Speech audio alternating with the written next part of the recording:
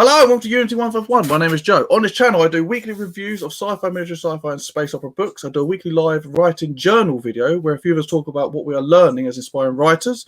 I do an author interview, which we have today. We have Scott Bartlett, who's written many of books, which I thoroughly like. 99.9% of them. I'm truthful. Because I'd say, that's it. Please like, comment, all that stuff. Scott, it's on you now. I've done 20 seconds. It's on to you now. Tell everyone who you are if there are people here who don't know who you are. Okay, I'm Scott Bartlett. I'm a military sci-fi / space opera writer. I've written something like 25 books now. It's been a lot of typing, so I've lost count a little bit. But probably my best known book is SupperCarrier, and that's part of my best known series, the Ixon Prophecies sort of universe. Other than that, I've got After the Galaxy, Mothership, and now my main focus is my series Spacers, which we're mainly here to talk about today, I'm Yes. guessing. And book 4 of that just came out this week, The Fall. So yeah, that's me in a nutshell. All right. So do you want to talk a bit about what got you going? Just a little bit so people get a bit of history, and then we'll smash into your spacers. We'll fill up all the time with spacers. And if you want to talk any other little projects that might be coming a bit of a tease, we can do that as well if you want. Totally, yeah. So I've always been a huge reader. Reading was always a big escape for me growing up. It was like my favorite thing to do. I loved escaping into, especially fantasy and science fiction worlds. Anything fantastical always got its hooks into me. Yes. Pretty easily. But I mean, my mom read to me like before I was born. So she really instilled a love of reading in me, and that carried on through. Yeah, so I was 15. I'd had awesome experiences reading books, and I wanted to help other people have similar experiences reading books that I'd written. And I decided that that was actually what I wanted to do full time with my life. So I had a few little detours here. I tried to establish a backup plan, I did pre-engineering for a semester, and then I went into an English degree with maybe a backup plan of being a teacher or something. But I ended up dropping out of that before I finished and decided, you know what, there's absolutely nothing I want to do with my life other than writing fiction. So let's just go for it. And that's what I did. And I managed to go full time with it around 6 years ago. So I guess that would be my origin story, so to speak. No, that's good. No, that's nice. It's a humble start up. You know what I mean? You did try other things as well, but you did what you liked. How long did it take you to get to being able to do it? Like, how long was you before you went full time? So I'm 33 now. Let's do some math, which isn't my strong suit as a writer. But I went full time 6 years ago. I guess I would have been around 27. And I started writing when I was 15. So yeah, over a decade, 12 years before I managed to make it my full-time thing. And before I did that, my strategy was to just work an assortment of full-time jobs and save up enough money so that I could live on the money I'd saved up while focusing on writing full-time. Yes. And I did that until the money ran out and I was forced to get another random job, and kind of went back and forth doing that. That was the cycle for a while. At some point, I started selling print books locally here, actually, at like craft fairs and farmers markets and stuff like that. I was just slinging books in person. And I actually managed to go full time on that. It wasn't a whole lot of money, but it was enough to pay my bills every month. That's it, yeah. Exactly. And after that, I was able to stay full time indefinitely until I made the transition over to totally online, which is where I'm at now. So, which is nice because it frees up a lot more time for the writing, not having to be slogging the books in person all the time. Okay. Just quickly, do you have any advice for anyone who's doing, because obviously, you know, you had juggled jobs and you did the farmers market thing. It took you a little while until you could go full time. So have you got any advice that you wish you knew, or you know what I mean, made your life easier? In terms of like trying to break into the business? Yeah. Yeah. So I probably wouldn't go about it the way I did. I don't recommend my method as going full time. It's definitely a slog, and there's probably better ways that you can spend that time to accelerate quicker. Yep. What really sort of turned the key for me, and also this is what got me into writing military sci-fi to begin with. I was already a huge sci-fi fan, like I said, but I read Chris Fox's Right to Market, And this is like the first thing that I recommend to any new writer who's looking to break into indie publishing. Go write to market, or go read Write to Market. And the advice Chris gives in that is to identify a genre that's low competition enough and high popularity enough that there's enough room for a new author to come in and sort of make a name for him or herself and hopefully build a lifelong career in there. So this, I would have read that back, I think, early 2016. And by the end of 2016, I'd written SupperCarrier with the intention of following this methodology, because I figured, I already love sci-fi. I was checking out the military sci-fi stuff. I'd already read some. I've always been a huge Ender's Game fan, for example. But I was checking out some other stuff in the genre, some indie written stuff. I was really enjoying it. So I said to myself, hey, I can take the awesome ideas from sci-fi, pair it with the military tropes, the big spaceships captained by maverick, awesome captains, and the kind of thing that readers of the genre love. And I can mash it all together, and I can have the passion side of the writing, and I can a little easier. And that's what I did. So yeah, in a nutshell, piece of advice number one would be go read Write to Market. And if you are comfortable with pivoting into a genre where there is more room than what you might currently be writing, I think that could be super advantageous. Right. Well, let's get into your spaces, shall we? Do you want to talk about? I know you're itching for it. Do you want to just dive into the new one, or do you want to sort of work into it? What do you want to do? It's up to you. What do you feel? Maybe let's work into it. Maybe we should. Yeah. Okay. Start with the first one. Let's go with the idea. What got you into spaces, or doing spaces? Whatever the whole process and stuff, and then where you wanted your story to go. Did your story go where you wanted it to go? Because I know stuff changes. So did you plan it? Did you pans it? You know what I mean? Let's go.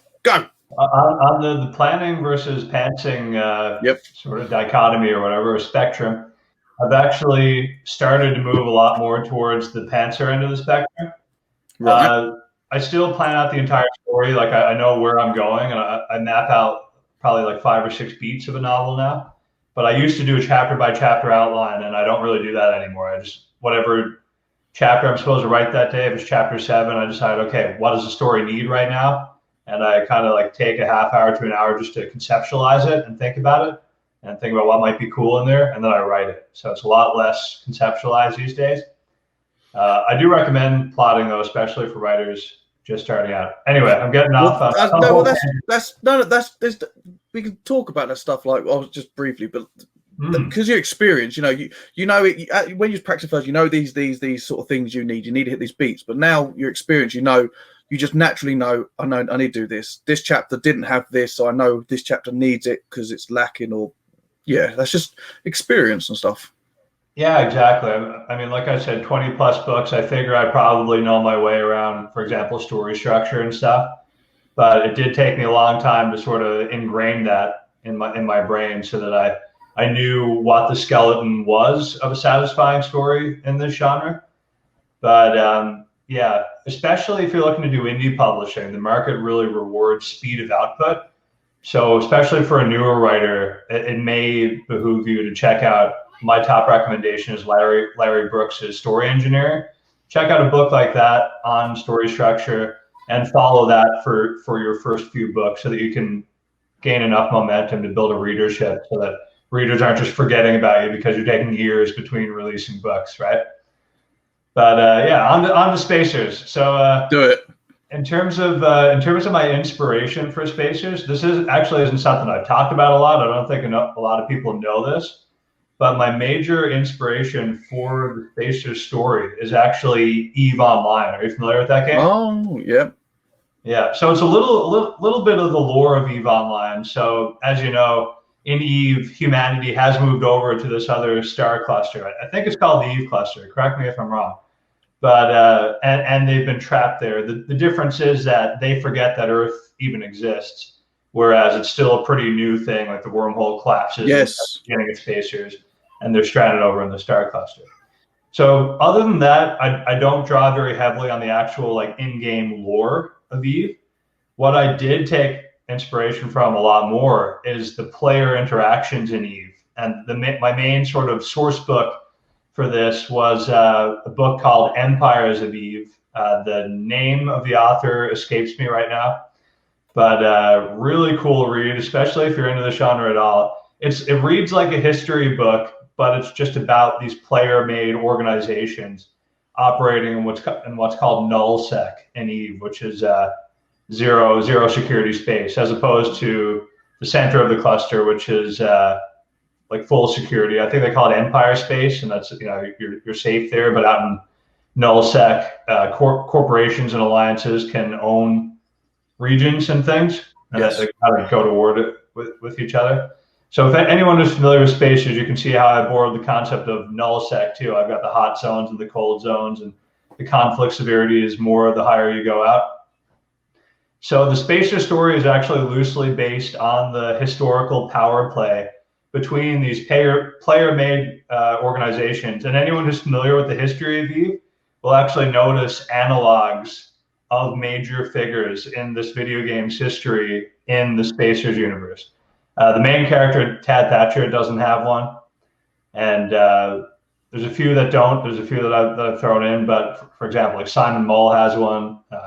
Hans Mittelman has one. Veronica Rose has one. They all have analogs from that were Eve players that played major roles in these huge interstellar conflicts within the game. Now, I've also added the element of aliens, of course. There are no aliens in Eve, so we do have the alien menace, the Xanthus. You gotta have aliens. Of course. You got to throw in some aliens, right? You got them lurking in the background, sort of menacing and making everyone worried. So Spacer starts out on Earth, and 50 years ago, the Xanthic invaded. And now they're back, except whereas 50 years ago, they attacked with these big fleets. I think it was like a fleet of 50 strong, which was enough to sort of really throttle humanity at the time, because we didn't have much in the way of space military fleets. We was new. What's that? We was new still green. Exactly, yeah. And we still kind of are, because we haven't had much military experience since the Xanthic War, because what's called the United Nations and Colonies has limited militaries and has generally sort of kept the peace since then. So the Xanthic came 50 years ago with the ships. This time they're appearing underground, and they're invading Earth from the ground up, literally. And it's kind of like, what's that about? That's sort of a mystery how they can do that throughout the series. And we start with Tad Thatcher, the main character, and his pregnant wife. And Tad Thatcher is a space fleet commander. He's an XO. He's been an XO on a few different ships. And a private military corporation recruiter calls him in to, well, actually an Admiral Faulkner, I believe is his name. Yeah, and it's pretty bad that I'm forgetting my own character's name, but goes to show how many characters there are in this series. Oh, there's a lot to remember, though. Oh, yeah, for sure. So the Faulkner calls him into the office and sits him down and says, okay, we have this mission for you. We want you to go to the Dawn Cluster, and we want you to help unite the corporate militaries there so that they're ready to fight the Xanthic when they come. And so Thatcher, as part of this, gets recruited by this PMC, Frontier Security. He goes to the Dawn Cluster to do this, and I think it's like days after he gets there, the wormhole. Yeah, he wasn't that long, was he? That's it. No, yeah, it's almost immediate. So the wormhole connecting the cluster and Earth collapses. He's stranded from his pregnant wife, doesn't know what happened with her. He gets the news that Earth was invaded just before he goes through the wormhole, and then the series kicks off. Because he made that maneuver. They named the maneuver after him, where he drove, or he flew the ship really far. No, slowed down, fired the missiles, and then sped up, or did something, didn't he? I do remember that. Yeah, he invented that one. So in the book, it's called Hellfire Barrage. That's it. Yeah, that's what it ends up getting called anyway. He doesn't coin the term. But one thing that I really pride myself on with this series is rapidly, and this is what Thatcher is finding, like, because humanity is so new to space combat, he's kind of getting to write the textbook on space combat, and he's constantly reinventing it. And when one of his tactics catches on, like the Hellfire Barrage, he's like, okay, how can I mix things up to take advantage of the current paradigm? So, and that's been a lot of fun, because that's like one of my favorite parts of writing space opera, military sci-fi, the tactics. That's it. And because it's a new universe and that the humans are new still to all of this, you can just make up fun stuff and just try these different ideas because they're trying these ideas because, you know, you can write all these, you know, you can have all these tactics, but you're in space. It's all new. You know, if a new enemy come up with these new weapons, you have to adapt, and you've got no experience with these new weapons. You have to try these crazy things, and you can make these such far-fetched, you know, events of what the characters do, but they're dealing with stuff that's not normal to us. Yeah, exactly. And like you might think like maybe that's unrealistic, especially like the pace of new technologies that come on the scene. And one thing, I mean, it is the future, so we already have a rapid pace of technological development. Oh, So yeah. it's kind of hopeful from that perspective. But another thing I do to mitigate that is the UNC has been hoarding a lot of Yes. technology to itself in order, as part of their efforts to keep the peace and make sure that countries and corporate militaries don't go to war with each other. And now those technologies are starting to slowly leak out and be reverse engineered because there's this huge incentive to make war with each other as a result of the instability from the wormhole collapsing. And the Xanthics are kind of lurking in the background too. The other thing I was going to say, this story, what I liked about this is instead of it being like, or like, for example, the Ixon prophecies, the corporations were the bad guys. This time you're actually on the corporation side, and there's corporations that they're not exactly innocent, good people, but they're the better of the corporations. Like, they are the good guys, but they're really grey. That was quite nice that you actually, you know, the military, the UN aren't involved because they're still on Earth and bar a few bases around, aren't they? There's not a big presence of them. What's on my cable kept calling me? Is there a big presence? I can't remember. Of what, sorry? The UN. There's not a big presence of the UN on not Earth side, the other side, is there? Not hugely. So No. one of the things that the UNC has hoarded to themselves are super ships. So I call them there's two classes right now: dreadnoughts and drone carriers, which are basically, you know, space fighters that are drone operated, autonomous, sort of like carriers in StarCraft.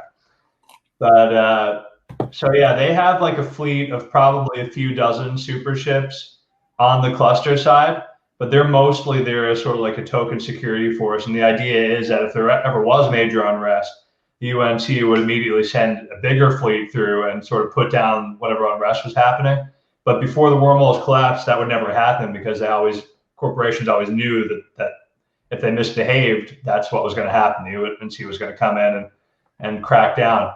But now with the wormhole collapse, just all of a sudden with no warning, all the UNC has is that token force of super ships. So you don't want to go up against them because they got like, you know, maybe 48 super ships or something. That's really going to wreck any fleet that goes up against it. But they don't have the resources to go out and police the entire cluster anymore. And that's why we have these corporations that have gotten bolder and bolder and realized the new state of play and gone to war with each other. I like that. I did really like that. Yeah, in terms of like the corporations being good guys / bad guys, you are right. Like, it is a gray area. You know, even Veronica Rowe's Frontier, which is like the good guy corporation, does do some sort of shady things, you know, for their own interest and for the company's bottom line and stuff. And the quote unquote bad guys, which kind of morphs as the series goes on. I won't give any spoilers, or I'll try to avoid it anyway. But you know, they can do some good things too.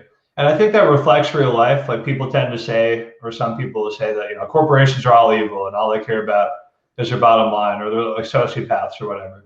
But what people miss, I think, is that corporations are actually just collections of people, and people have different ethical motivations. And yes, as a result, you know, a given corporation's footprint on the world is going to be different depending on the type of people that make it up, and the corporate policies and the corporate culture. And these things actually make a huge difference. That I don't think you can just paint every single corporate organization with a broad. I agree. Yeah, definitely. So that's basically book one we've kind of spoke about. A bit of book two. But I've got a question. I don't have a spoiler. Now the gates, was it hinted that the Xanthics or whatever they're called, they didn't make the gate, did it? It's another alien species, wasn't it, or something? It's actually the UNC made the gate, so that's they made the gate. Did they? Yeah, I don't talk about this too much, but that's one of the technologies that the UNC has kept to itself. So no one has managed to crack that technology. That would really shake things up if anyone managed to find alternate ways to travel between star systems. Because that's interesting. Am I able to share my screen, by the way? Looks like you can. I think if you should be able to click screen share. If not, I'll have to. It might be worth, because I did have Tom Edwards do up a star map for the Dawn cluster. So you've probably seen that because you're in the Spacers group. But for anyone who hasn't, it's worth looking at, because currently the pathways between the different regions, and each region has maybe 36 on average star systems in it. And even the paths between those stars are all pretty set in stone. So you kind of have to work with the geography of the cluster as it is currently. But let me see if I can pull that up. You should be able to. If you do it, I will probably have to accept it on my side, but you should be able to. I think I've done it before. I'll give it a shot. Share screen. Here we go. That should do it. Can you see that? Yep. There we go. I'm going to add it to the screen. So you can see you have the key on the right side, the conflict severity with the cold, warm, hot regions. A little bit of information down here on the cartography. So we do use north.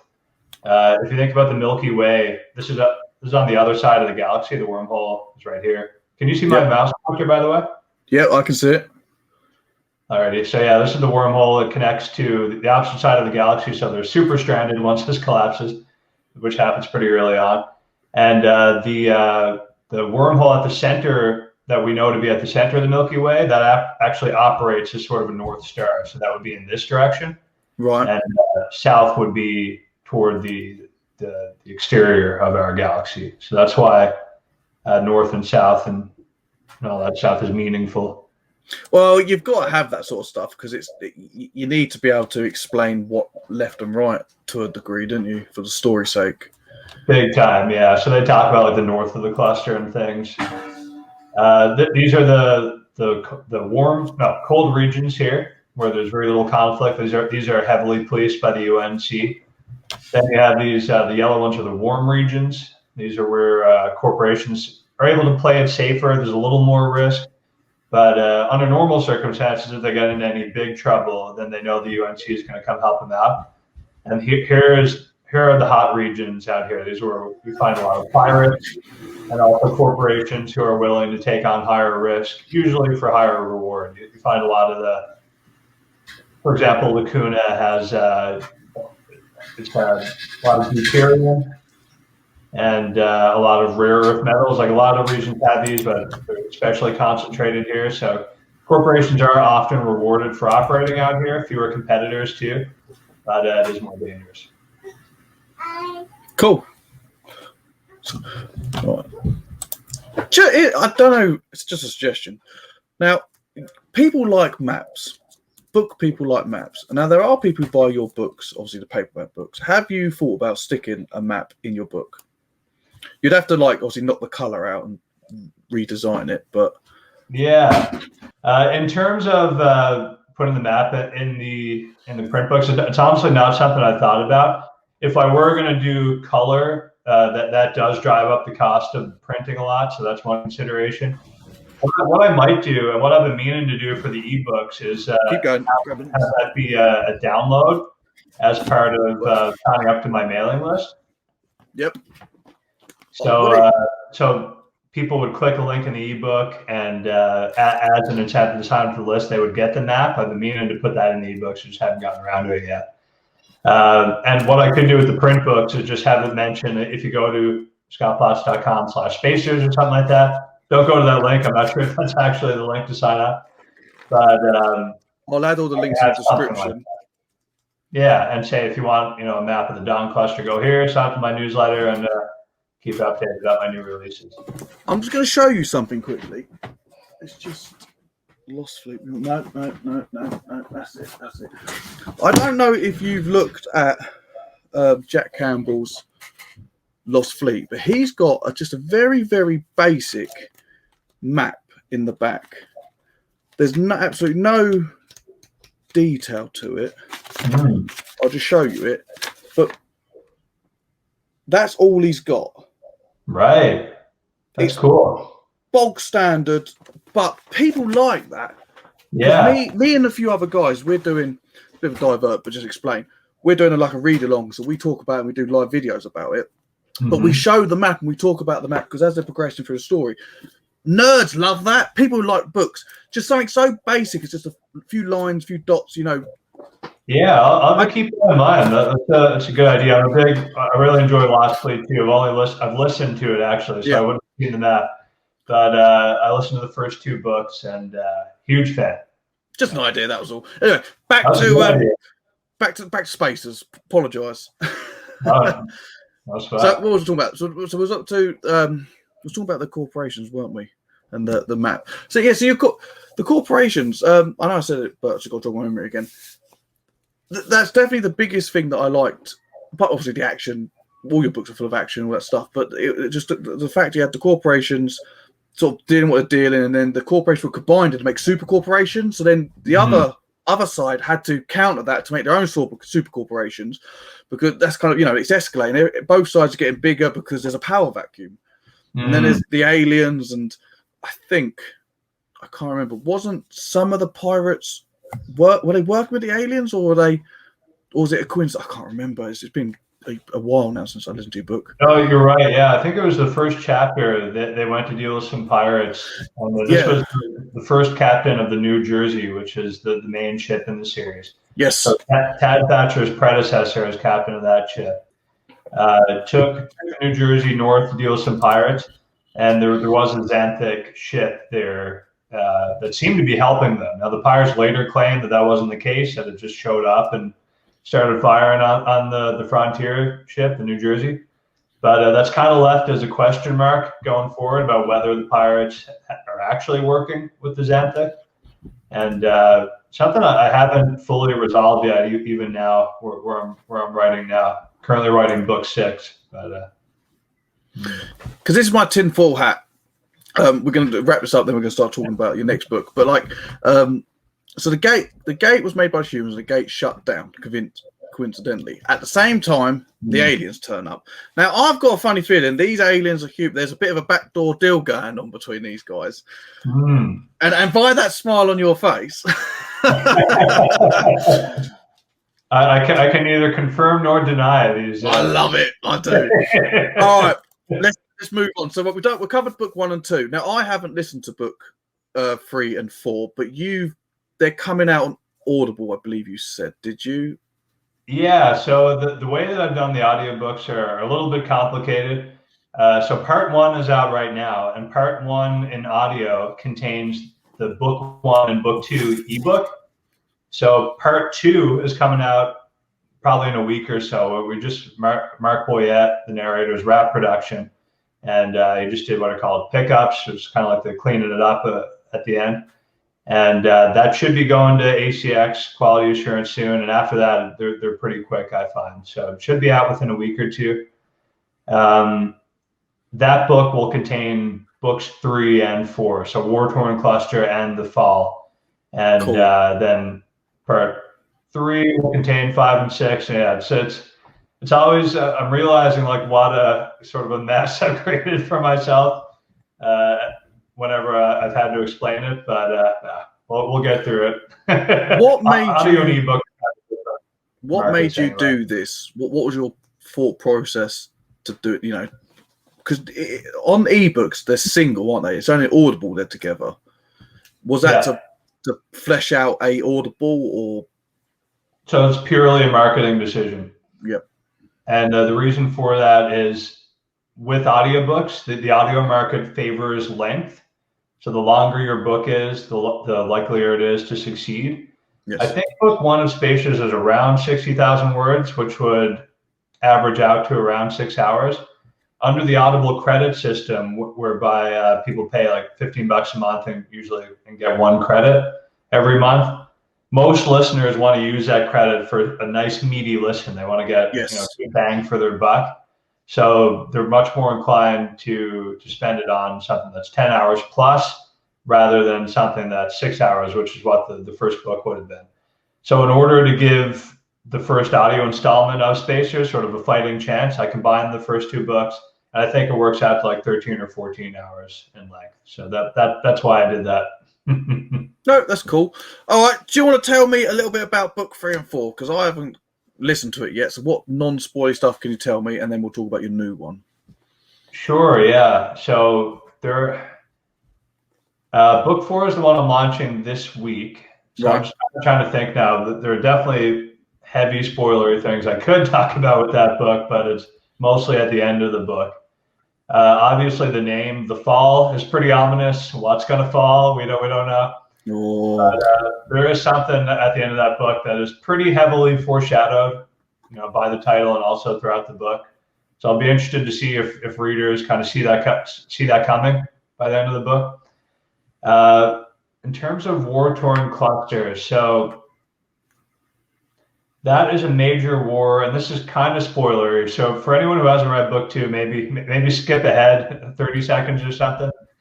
But book 3 is mainly about a war between Frontier Security and Sunder Incorporated, Simon Mullis Corporation on one side, and Daybreak Combine on the other. And the reason is that Daybreak Combine have been doing some sketchy stuff.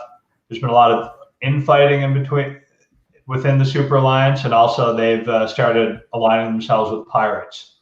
So this is something that Veronica Rose can't stand for, Tad Thatcher doesn't stand for it, and they go to Simon Mull and convince him to team up and take the fight to Daybreak Combine. So Cool. yeah, and spoilers for book 3, War Torn Cluster. Cool. Okay, that's cool. All right. So you're releasing book 4, and it's book 5. Do you want to talk? Is anything you can we can talk a bit about, or? That's tough. It's getting a bit tough now, isn't it? I can say I'll speak in general terms, but book 5 is very different. The end of book 4 is a real turning point. Cool. And book 5 is, obviously you still have the spaceship battles. You have the tried and true things about the series that readers have come to enjoy. But the Dawn Cluster is really radically changing. Things are really being shaken up, and some big developments are happening. So book 5 it's very desperate. It has a very desperate feel. I think there's a lot of tension. It's kind of like, will they even get out of this? But the poop has really hit the fan in book 5, and I'll leave it at that. How did you, when writing book 5, because you seem quite passionate about this one, how was you feeling when you was writing this? Was you really getting into it, or was there anything that you struggled with as well? Yeah, actually, book 5 has been one of the best books, like in terms of how it felt to write. And I'm proud of the whole series. Spacers as a whole is probably what I'm most proud of right now. But someone on my alpha team, Richard, shout out to Richard if you're listening.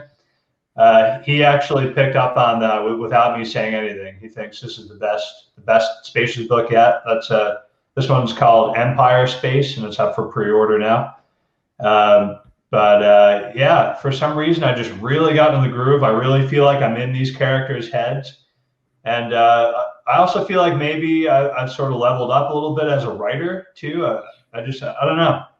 For whatever reason, it's just feeling really good to write. And, a lot of like the self-doubt from earlier books and the hang-ups and the writer's block, they seem to, knock on wood, have just completely fallen away for the series. And the same thing now is going for book 6. I'm I think almost 10 chapters into book 6 now, and it's just really flowing really nicely. So hopefully this keeps up. That would be nice. Good. Now, I was going to say, what have you done with the Ixon Prophecy universe? Because you've had obviously your first and second, and you had the Mech Wars, which is a bit tied in but a spin-offy thing. Are you doing that with Spacers? Have you got plans, or are you not there yet? Or my plan right now, and this can always change, but I'm thinking once Spacers finishes, that's going to be it. Right. Okay. That story will be totally wrapped. I'm planning 10 books is the good news. So there's going to be a lot more spaces left to read, but after book 10, I'm thinking that's going to be the end and there won't be any more spin-offs. And then it'll be on to a new project, which I've been researching for a while. Pretty excited to write it, although I've recently had a totally different idea. So the two ideas are kind of competing now for what will actually be what gets written next. Wow. Curse as a writer, right? Just too many ideas. Well, let's dive into this and let's talk about upcoming ideas or projects that you possibly, anything you can talk about that you are doing or you might be doing, or ideas. Let's see, what have you got going on in that brain? Sure, yeah. I mean, I call it, one of them I call it my top secret project, and to an extent, they're both kind of top secret. I don't want to talk too much about it, but I can say a few things. What I've kind of teased on Spacers a few times is a series that's going to be largely confined to a single solar system. Yep. And I want to go like quite hard science with that. I'd like it to be as accurate as possible. It's going to take a while to get between planets, like probably almost as long as it takes us. Like, yes, they will be a little more advanced. It'll probably be like a humanity transplanted situation, except humanity does not know that it's been transplanted. So they live in this different solar system. We live on a few different planets there, but we kind of just take this as the status quo. Like, this is how it's always been, how it's always going to be. We don't know about Earth or why we moved or that we originated from there. So, sort of like a StarCraft thing where they sent all the criminals to live in deep space, except this time they don't know. They don't know why, and they don't know that has happened. And also, it's not necessarily criminals. Do you know what this reminds me of? Battlestar Galactica, because they have the 12 colonies, don't they? Exactly. And even though they knew about Kobol, but they didn't know if Kobol was kind of real. It was sort of in the religion history, and they evolved up, and then they obviously conflict and stuff. But so exactly that setup, except that in this, like the big goal won't be to get back to Earth. I'm not sure Earth will figure into it at all, really. The big goal is going to be to reach the stars and to sort of like The Expanse. Yeah. And how they evolve into that. But it's going to be a different thing. Again, like, I don't want to talk too much about it because it's going to be spoilers for this series. But a lot of the conflict is going to center around sort of escaping this solar system. No, I like that. It's been, evolving with the technology up to getting out there. Exactly. Yeah. And my other idea is a lit RPG idea. Are you familiar with lit RPG at all? A few of my friends talk about it, and I've seen other channels, but I don't actually have nothing to do with it. Like, I know it's quite a big thing now. I know it's growing quite well, from what I understand. Yeah, I get a big kick out of the genre. I find those books go down like really easy, like a strawberry milkshake. But I also, it's really important to me to continue serving my current readers. I've always been a big gamer, which may be why I enjoy reading this series so much. It seems like it'd be a lot of fun to write. So what I'm thinking is something quite similar to, say, Spacers or Ixen Prophecies, except it will also have lit RPG elements. So there will probably be some main alien bad guy, but a lot of the way that we fight that bad guy will be through this electronic RPG video game like Space. So that's sort of like the loose idea I have right now for it. What I may do with that is I may write a few chapters. I may come up with the concept and the world, design the system, write a few chapters, and I may just like give it away for free to my current readers. And if they like it enough, then I'll do it. But if they don't, then I'll do this other idea. I'm thinking that's my thought process for how I'm going to go about deciding what I write next. No, that's cool. Right, I've got another question. This is going into more of like your publishing bit. I noticed that you was pushing some of Rick's Partlow's work. Yeah. So I might be wrong, or I can't. It was a while ago. What's that? A while ago? Like, I've slept. But are you starting up a bit more of like a little publishing-y thing? Like, what? Let's go. You got a smile on your face. Explain. You know what I'm talking about. Absolutely, yeah. There's something else I'm pretty excited about. So Rick Partlow's Earth at War series is the very first series I published by another author, unless you count my co-written books with Joshua James Fleet Ops, which is in my X and Prophecies. But if you don't count those, this is my very first. It's my first series that I published completely by another author that I'm just taking on and producing and marketing. So we're both quite pleased with how that's gone. Rick's working on book 4 now, so we're hoping to wrap that. Hopefully within I say wrap, but we're not really sure how long it's going to be. Yeah, but we're hoping to at least have the next 3 books out sometime within the next year, and sort of reevaluate depending on how they do. But yeah, it's called Permantha Publishing. I wanted to call it Prometheus Publishing, but there was already a Prometheus Books. So Permantha is the stick that you use to rub together and create fire. They use like back in ancient times, I guess, and it's related to Prometheus. It's related to that like myth. So I settled for Permantha Publishing. It's grown on me for sure. I do like it. And the plan with this is to probably add like 1 to 2 authors. It's not going to be a huge operation because it's literally just me and the professionals I pay, like editor, narrator, cover artist, that kind of thing. Yep. But in terms of like the bringing it all together and the publishing it and the marketing it, it's just me. I don't want to take too much time away from my own writing. So I'm thinking add 1 to 2 authors a year, see how it goes. And currently I'm working with 3 other authors on 3 different IPs. We haven't officially talked about this yet, so I won't say names or series or anything, but 2 of them are audio only deals of IPs that already exist. I'm just going to be publishing the audiobooks for them. And one of them is a totally brand new series we're hoping to launch probably toward the end of this year. Good. You'll get your that's it. You're expanding now. That's the thing. You're putting your finger in many, many pies. Yeah, exactly. Well, that's the thing though. Like by that, it all rises you. It helps rise them, which then helps readers because they can find stuff easier. And that's what I'm thinking. I mean, it makes sense. I already geek out about the marketing stuff, and I do love the business side as much as I love the art side. And not every writer likes that side. A lot of writers just want to write. So, if those writers hear about me and they come to me and I think it's a good fit, I am pretty choosy about what I publish. And, it has to be in genres I'm familiar with, like mostly space opera, military sci-fi, lit RPG. But if they come to me with a project like that and I think it's a good fit, then I'm definitely open to the idea. Well, that's something. 2 things I want to pick on that.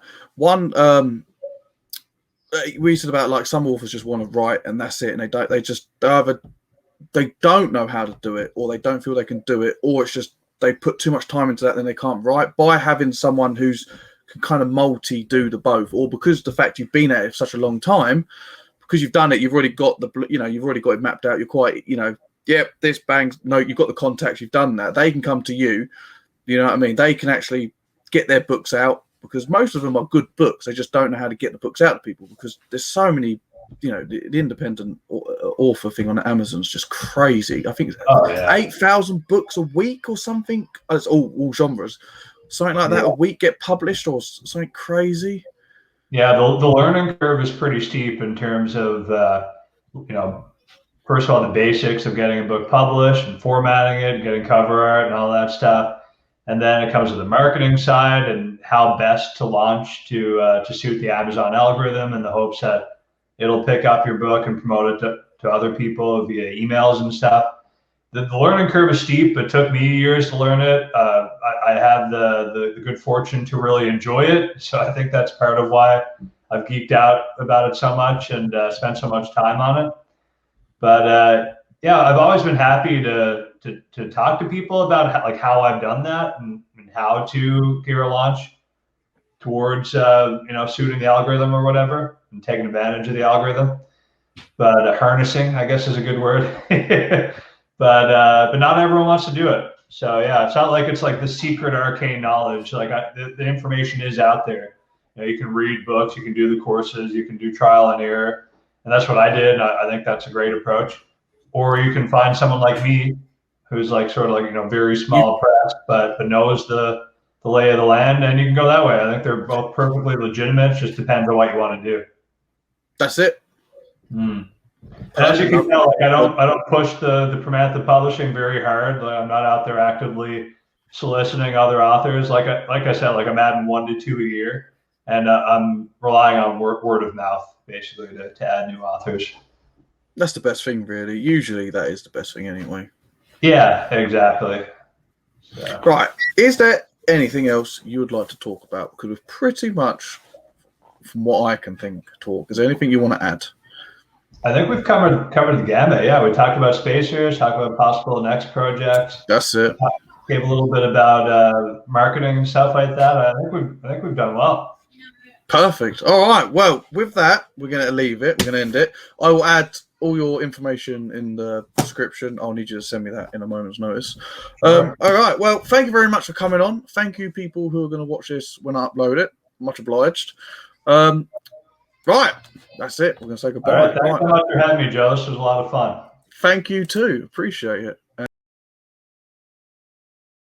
Until I was 15 years old, and I decided, hey, I've had so many awesome experiences with reading, and it was, I guess you could call it a sort of a give back moment. Like, I want to help other people have awesome experiences too, and that's. You're frozen. Ever since then. You're back. You just froze then. You just froze. Am I frozen? You did. You're back now. He was like, I was 15. Talking about books, you had awesome experiences, and then you went, and that was it. Go on, keep going. That's fine. I'll add this to the bloopers. This is why I like bloopers. This is why I like recording. You're 15. You had awesome experiences. Go. Oh, yeah, man. My daughter's just coming. You keep talking. I'm just going to take my daughter out. Okay, cool. So, in terms of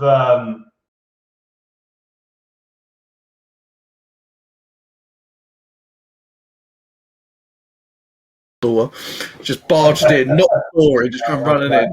Partner picked up, as she took her out, she donked her head. Baby down.